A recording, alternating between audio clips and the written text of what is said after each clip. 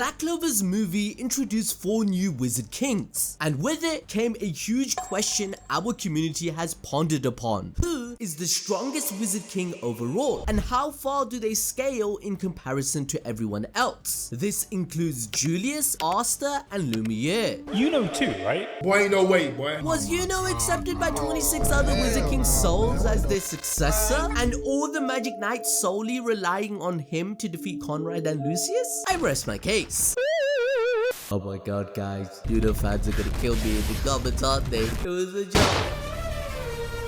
But this gives me the perfect opportunity to rank the Wizard King's strength for you. However, in return, can you smash the like button and notification bell as we begin this list with Edward, the 20th King, scaling the lowest on the list. This seems to be the common opinion with you guys, as I asked you on a poll and he came dead last with only 5% of the votes. Now don't shoot the messenger, because I for one love this man and his gentleman vibe. Plus, the guy's drip was mwah. However, his feats when compared to everyone else on this list simply do not keep up. Whilst the others were all facing Wizard King level threats, he was left with daycare duty fighting amongst the rejects. What did he say? Okay, that's what society would say about them. But at ABD, we know the Black Bulls are actually the strongest squad of all. However, we also know for a fact that later on in the manga, people like Asta and scaled 2,000 times higher than the likes of Magna and the others. That being said, Edward still has some pretty terrifying power. His ice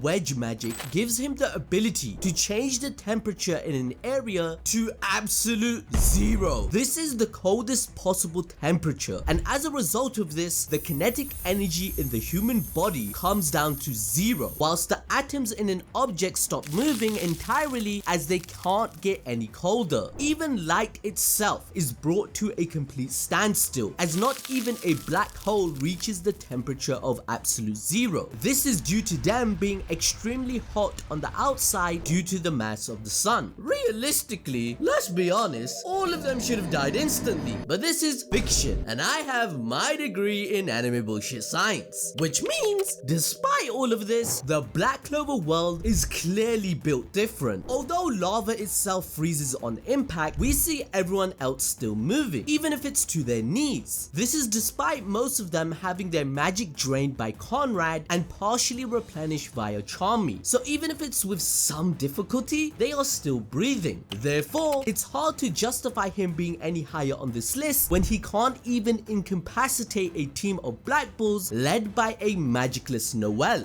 This is despite Edward having an infinite amount of mana due to the Imperial Sword. However, Edward does admit multiple times that he doesn't want to kill them, nor was he serious. But truly, if he was as strong as we think he should be, all of them should have been defeated much sooner. Therefore, if a weakened Black Bulls bested him, what would he do against Asta's anti-magic or Julius's time that can rewind everything? He clearly doesn't have any solutions, because a Noel who is weaker than Varnaka at this point, whom she lost to instantly, was able to defeat him once her magic returned thanks to Asta. Now, despite not falling for the Black Bull's plan, he did also get caught off guard by luck when he was kicked into it, which means his speed feats are not the best, as Luck, despite his magic, isn't even the fastest person in Black Clover. That title would actually go to Asta, or Lucius. Once Mana Zone is activated with his gigantic titan, we can say he gets somewhat serious. However, Noel's Valkyrie armor in combination with Gorsh is enough to win, matching his ice magic and destroying it instantly, which means even his defense isn't that great, giving more evidence that people like Varnaka with 70% of Megecula would defeat him, as only a short time period later, Noel gets even stronger according to the continuity, and she unlocks a new form. She receives similar help with the likes of Udine and the Heart Queen, but loses. So if she can defeat Edward, he clearly scaled lower than Varnaka and lower than Asta, and as Noel isn't stronger than them. Bringing us on to our next pick. Now you're probably wondering, how can Julius be so low on this list? ABD's lost his mind. Well, let me ask you this. What has he done? His feats are really low tier. Think about it for a moment. Yeah, exactly. Now of course with time magic, he can rapidly age you until you turn to dust, or trap you in an infinite time loop. He can even reverse injuries and spells. But despite being able to do all of this and peer into the future, he's weak in comparison to the others on this list. Think about it. Let's go D. He purposefully lost to Patry whilst trying to capture him due to seeing the future of William being saved. We cannot even use the argument anymore that he was holding back. Julius lost to a Patry that wasn't even a dark elf yet, whom scaled even higher, was faster and stronger, yet was fatherized by Asta and Juno by the end of the elf arc. Which means if Julius was actually as strong as he should be, trying to capture him in a time spell should have been quite easy, especially since Conrad is stronger than Patry, right? Well, if you take into consideration the significant distraction, that would make a great case. But we can clearly see Lucius Socrates taking over his body and his eyes changing to devil mode to do so, as Lucius was ensuring his plan would never fail. And funnily enough, Lucius states he will become the next Wizard King, taking Conrad's position, which is Lucius's whole dream of becoming the ultimate one. And unfortunately, we can't use Lucius as a baseline for his feats either, as he is much stronger and has even taken on Lucifero plus every other ranking devil. Furthermore, during the first fight with Conrad, Julius admits, and this is in his prime, they are not strong enough to take him down, and during the fight he was too slow to dodge his key magic being thrown at him. Yami saved him from a lightning strike that was going to hit him. Yeah, we can argue it was teamwork as they are part of the same squad, but how come Asta can solely face Conrad then? But to fully understand why Julius is ranked low, it's important you stick around till the end of the video, as we shall be scaling Julius more intensively along the way. The next Wizard King on the list is Jester, and he is a difficult one to scale as he was the only one we didn't get to see use his final form, as he was sent back to the afterlife before it was unleashed. Despite that, however, he has some incredibly impressive feats. Straight off the bat, he was able to hold back Asta's gigantic big black sword called the Black Divider. He uses his barrier magic, which was so huge it covered the entire floating fortress. This is way bigger than the Black Divider that defeated Zagrid instantly, and a short time later, Asta used the same attack to destroy a Candelo and every Spade Magic Knight in it, giving us clear-cut evidence Jester is scaling incredibly high even in his base form. However, Jester, like all the other Wizard Kings, were being buffed by the Imperial Sword more than anyone. This is why Jester could constantly regenerate his barriers against Asta's anti-magic, as he had an endless pool of mana being fed to him. He even knocked Asta's Black Divider and the entire Black Bull's base off course with a single kick. Scaling to the Black Divider of Asta isn't even a small feat, as we know a weaker version of Black Asta alone could defeat Ladros, whom consumed all of Salamander's spirit. From the databook, we know that one swing from Salamander's talon can dry up an entire ocean, scaling to 239 petatons of TNT in attack potency. But Black Divider should be able to absorb all magic spells, right? But Jester was regenerating it so fast that it wasn't capable of doing so, which led to the gang being separated. Furthermore, we see how he can use his barriers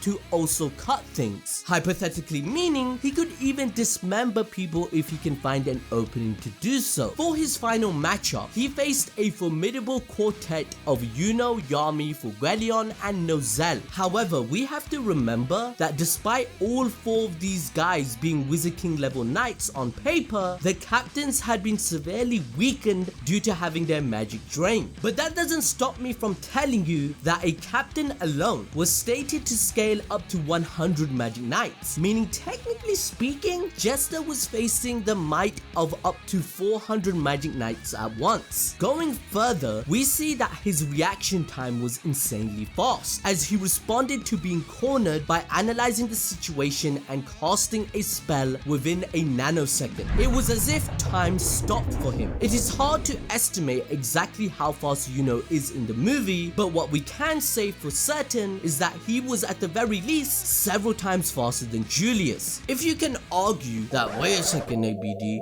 Julius, if he had infinite mana, wouldn't he be able to defeat Patry and others? Well, that's not exactly how time magic works either. Remember, it's from Asta, and time magic is stored when it's stolen from others. So he used all of his time magic against Patry to stop that country level threat that he utilized to kill everyone. It doesn't matter if Julius had unlimited mana or not. Therefore, the fact that Julius could not even catch Patry puts him well below Yuno in terms of speed, since he was able to fight a fully transformed Dark Elf Patry. Yuno being able to dodge attacks that are confirmed by Asta to be many times faster than normal light magic, and him being able to keep up with it solidifies the fact that Yuno is simply faster than Julius. At this point, Yuno would be going multiple times faster than light, as Asta was already capable of doing so by chapter 55 and could go beyond the speed of captains like Six Scolion even before the time skip, as we could see from chapter 146. Now in Black Clover, increasing your magic means increasing your speed. So as the story goes on, these guys are getting faster and faster. Despite all of this, however, base Jester is quite strong. In a 1v1 clash with Yuno, whom at this point was an equal to Asta, it is stated he was pouring all of his magic into his attack. The two equaled each other out until Jester's barrier started to break. This is where he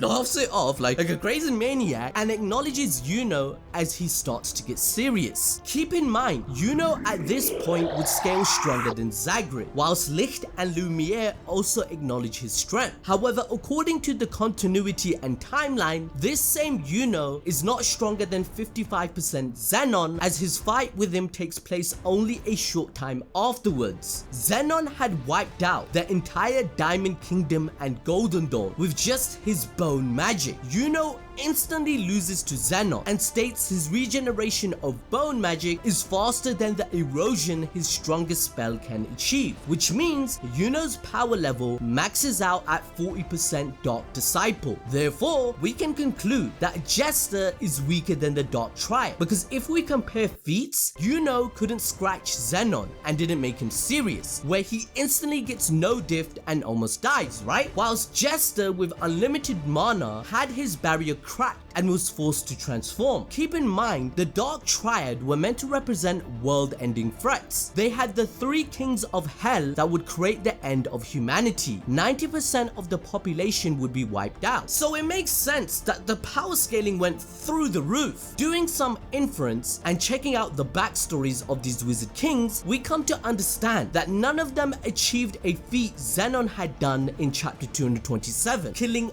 all the shining generals and military in a single night. They all were in constant war with the Diamond Kingdom. For example, Jester wanted to create unity through conquering the other countries and having the role of the Wizard King to control the military might of Clover. But here comes Xenon, who one-shots and destroys the entire Diamond Kingdom in a single day, whilst the Wizard Kings had years to fend them off but never did. On the other hand, Jester's barrier magic created a huge weapon in the sky that unleashed an onslaught of lasers upon Yuno, which would have been enough to have laid waste to all of them. This is a feat on the level of Patry's Arrows of Judgment, which was a spell so powerful that Julius had to utilize all of his time magic to stop it and died due to being distracted. But ladies and gentlemen, this still wasn't Jester's peak. We believe his defense is higher than Edward or Julius by miles, because even after tanking a dimension slash from Yami that was buffed by both Forgellion and Nozel with full power, he wasn't split in half and actually survived a nuclear explosion from it too. Julius died to a light sword, Zagrid was split in half by just Yami's attack alone, and Edward Avalanche lost to Noel. So that means, in comparison, Jester's defense defense is way higher than you think, as he still tells them they haven't won, because then he survives the most OP move in anime ever, turning black and white. You know, goes all out copying Asta's whole flow. This leads to Jester recycling all of that power into his final form. Although we never got to see its capabilities, it kinda insinuates he may have beaten Yuno and the captains, because they had used up all their magical power at that point by putting everything into their final plan. However, that makes it hard to justify him being above Princia Funnybunny. Like Zenon, she was the key factor in defeating the Diamond Kingdom in war, to the point where her own allies let her family die so that she wouldn't get distracted in battle. Despite her name being, well, Funnybunny, there is nothing funny about her, as she's just straight business. Despite being from a fallen noble family, her broken magic allowed her to become the Wizard King at the age of 22. That is the youngest anyone has ever become a Wizard King, as far as we are aware. And she has definitely earned the title with her merits, given her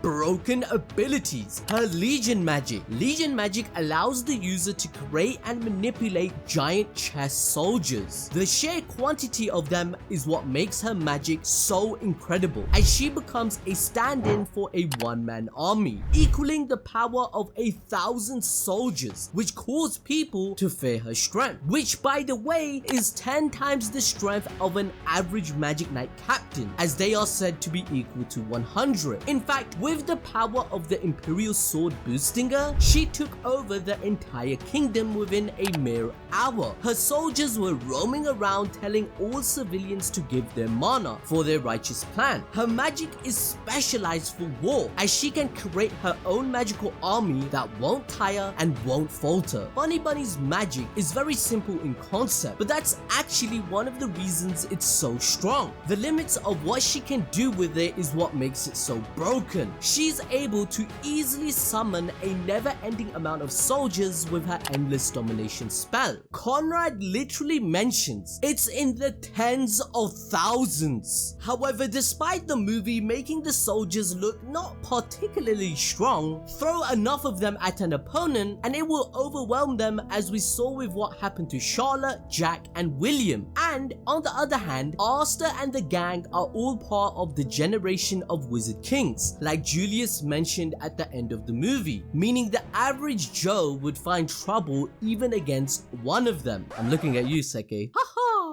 This is why Funnybunny's magic alone caused a stalemate between the Clover and Diamond Kingdom when she was alive. Conrad explicitly states her soldiers are equal to the military power of an entire country. Princia Funnybunny isn't an undefeated warrior for nothing. To be Wizard King, your power cannot simply be niche. Princia is able to cover all her bases with her magic, from strategic large-scale wars to even close-quarter combat, which she demonstrated in her fight against Siscolion. Princia's spell, Blink Castling, allows her to switch places with one of her chess soldiers, giving her instant teleportation in close-quarter combat. It's even possible that it could work as a means of long-distance travel, kind of functioning like Yuno's conjunction with star magic, scaling her speed incredibly high. This is demonstrated when she is able to keep Siscolion off her heels. Mind you, this was something even a light magic user named Raya had a very hard time doing. This Siscolion is a stronger version compared to that time, as she was trained in the volcanic magic region. During the events of this movie, Siscolion was even able to use Hellfire Incarnate, which means she's grown stronger in power the more she uses it. Despite Siscolion's insane innate speed with her mastery over Mana Zone, Princia Funnybunny was still keeping up with her in a Mana Zone fistfight.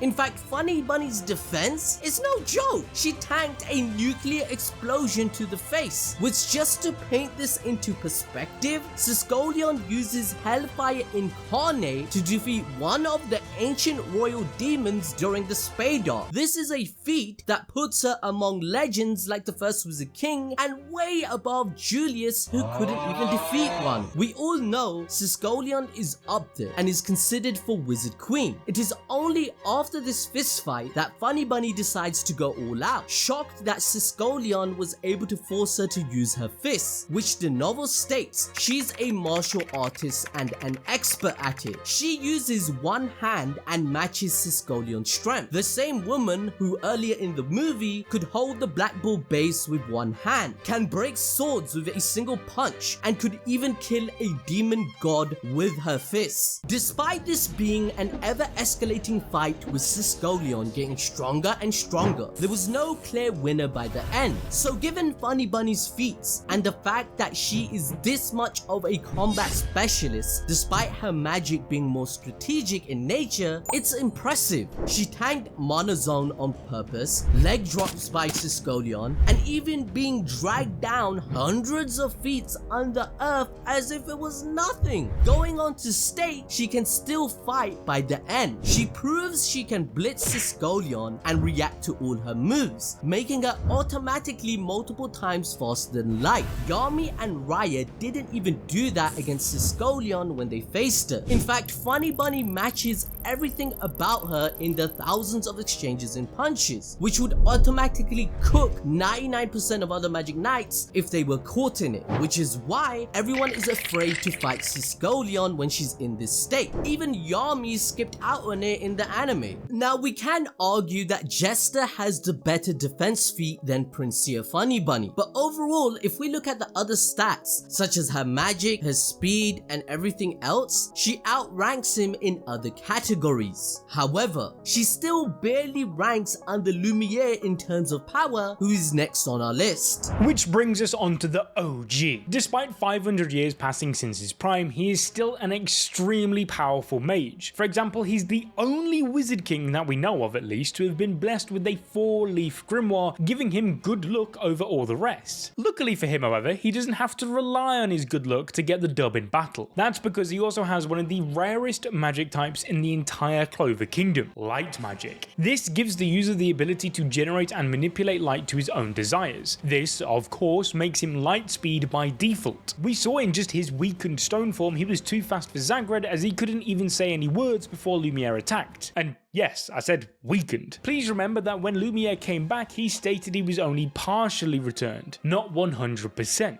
But Finral reacted in a manner that suggested that his magic power was already above Julius and the elves. Furthermore, after escaping Zagred's trap on the day of the elf massacre in his prime, he travelled the distance of the entire Clover Kingdom instantaneously, as he went from the castle in the noble realm all the way to the outskirts of Hage Village. In fact, Lumiel's light magic can even outspeed Julius's own time magic with ease. We know this because in chapter 36, Julius stated that Patri's light magic was faster than his own. However, Dark Elf Patri said that Lemiel, who was only in his weakened stone form at the time, was on a whole different level compared to him, suggesting that Lemiel would have far outsped Julius in his peak, especially when you consider that even when looking ahead in time, Julius still couldn't hit Patri. With Lemiel being one of the very few capable of damaging Zagred in his magic, Lemiel is also by default Arcane Stage, and likely could have defeated the devil had it not been for Asta accidentally rendering him useless due to his anti-magic. But regardless of that, he was still instrumental in the war against Zagred, as when his light magic was partnered with Licht, he helped keep every single magic knight alive. Asta himself even admitted that had it not been for Lemiel, they'd have never even won the war. The only time we were lucky enough to have witnessed Lemiel in his prime was against the ancient demon that Licht had become. Now, this may not seem like an insane feat considering we've seen Siscolion defeat one and she overpowered Princia. However, you have to remember that the demon Lemiel faced was buffed by the magic stones, casting the highest level of forbidden magic. This is how it had the power to supposedly wipe out humanity. Keep in mind that these stones are magic items that amplify a person's magic power. The only race to have ever mastered their use to the max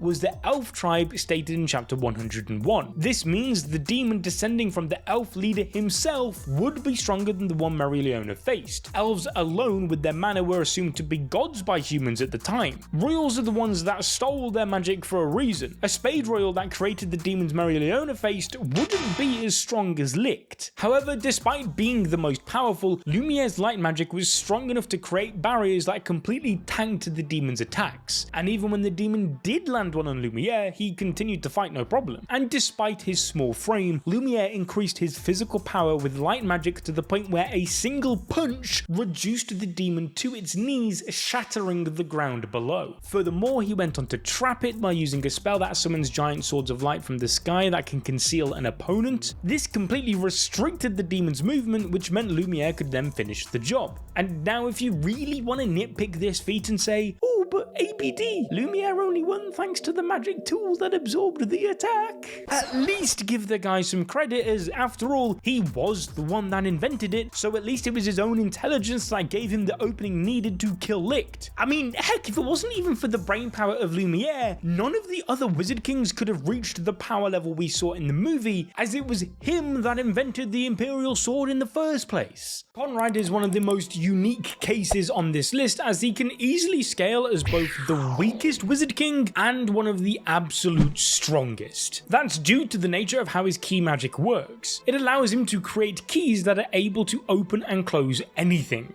Because of it, Conrad is capable of storing magic, grimoires, and even magic tools within the space behind his doors. He can even analyze the magic text within a grimoire to immediately gain knowledge of all its spells and how to use it to make his decision on whether or not he wants it for himself easier and less of a gamble. This does, however, mean his magic is completely reliant on other people around him. He also has to be able to use magical keys to touch your grimoire in order to steal its magic, which, as we discussed in this video, scaling the strongest magic types automatically puts you at a disadvantage, especially against the strongest characters in the series, as everybody scales twice the speed of light at an absolute minimum at this point. Should he manage to steal an abundance of OP magic, however, then he easily begins to scale in the upper echelons of Black Clover. Thanks to his key magic being highly compatible with the Imperial Sword, Conrad can absorb an entire nation's magic without needing to touch their grimoire by connecting it to a vein of mana within the earth. Which brings us to the Conrad we're familiar with in the movie. To kick things straight off, to give you an understanding of where Conrad sits in the scaling, Zagred would just be complete and utter fodder to this guy. In the Elf arc, Zagred was petrified of the first time Asta used Black Divider. Meanwhile, Conrad purposefully took a Black Divider 3 times the size of this without any problems. And it's worth remembering as well that even base Asta from the movie scales higher than the Black Asta that faced Zagred 2.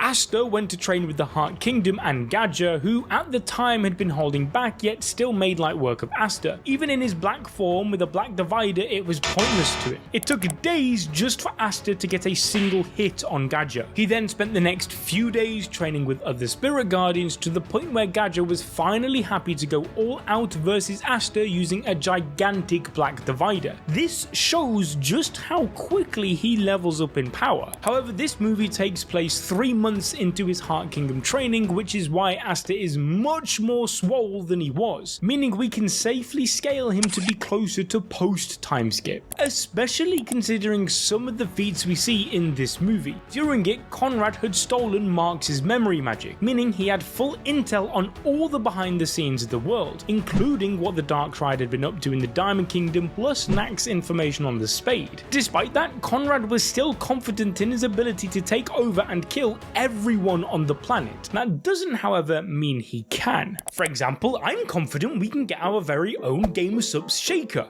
but we can't unless you guys share your mana with us and remember to use code ABD to get 10% off at checkout to help support the channel. The point I'm trying to make here is that we can't take Conrad's statement as fact, and instead have to look deeper into what he's truly capable of. And I'll let you know now, he's not too far off on his estimates. When the Clover Kingdom came under attack from an ancient demon, Julius aged himself by 10 years, making him around 23, and matched the attack potency of the demon. This is the same attack potency that even equaled Asta's Black Divider. It wasn't until Asta used Devil Union for the first time that he actually managed to overpower the ancient demon. However, we see in the flashback of this movie that Julius, aged 33, admitted that he and the Magic Knights didn't have the power required to take the Imperial Sword from Conrad. He had partially activated his Doomsday spell, which is confirmed by Julius mentioning that Conrad had shortened his own life, hence why he resorts to sealing him away. Although, even inside Julius's ball of time, Conrad could still move and talk. This is just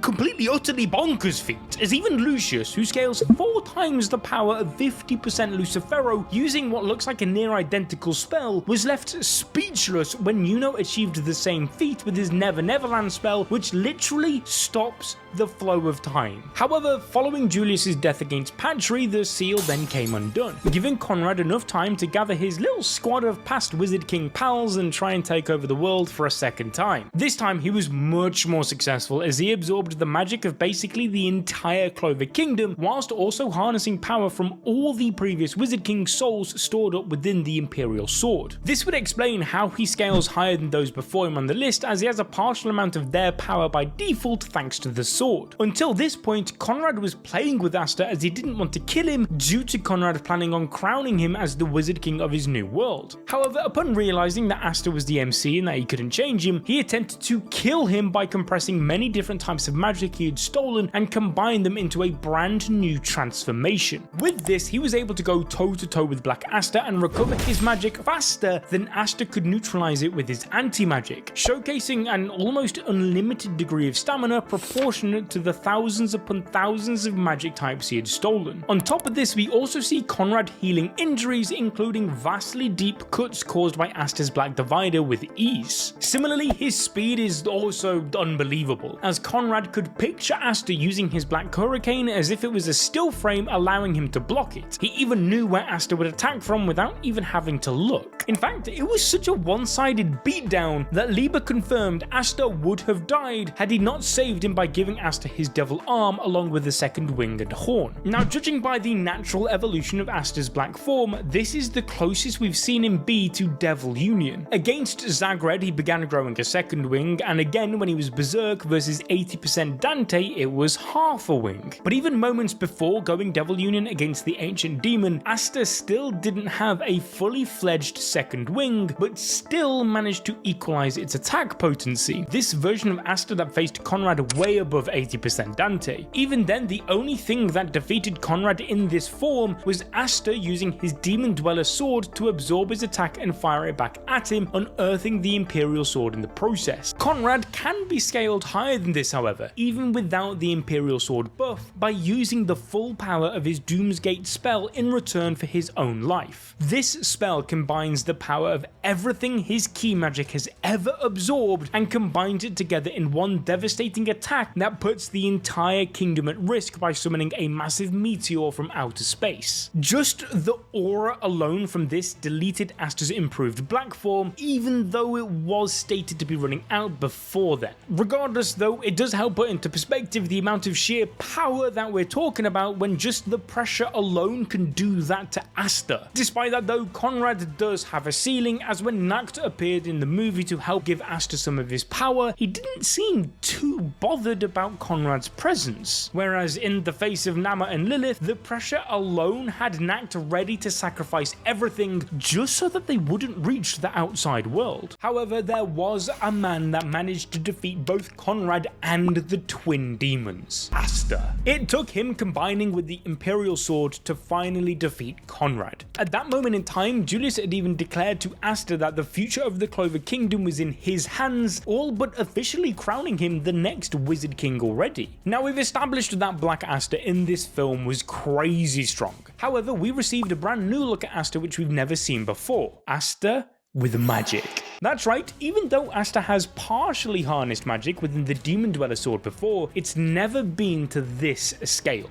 With the Imperial sword, Asta was automatically blessed with the power of all the previous Wizard Kings, including Conrad. That's not all though. We see that all the Magic Knights give him their power too. This means we can use some of the characters to help scale how powerful this Asta is on top of his already busted black form. For example, we see Dorothy harnessing her magic into the sword. We know that her Glamour World spell alone makes Dorothy's power level nigh on limitless. She can even create her very own universe which contains moons and stars. Manga claimed that Lux's statement of it being endless is impossible. However, Elf Dorothy does confirm that in Glamour World, even the impossible is possible, alluding to the fact that it truly was endless. Furthermore, Yami, a Wizard King level captain by his own right, also juiced up the sword with his dark magic, giving Asta access to a compressed version of his Dimension Slash, a spell powerful enough that it completely shattered Dorothy's Glamour World with ease. One way to gauge just how much magic Asta would have had flowing through him is by remembering that his anti-magic had no effect on it.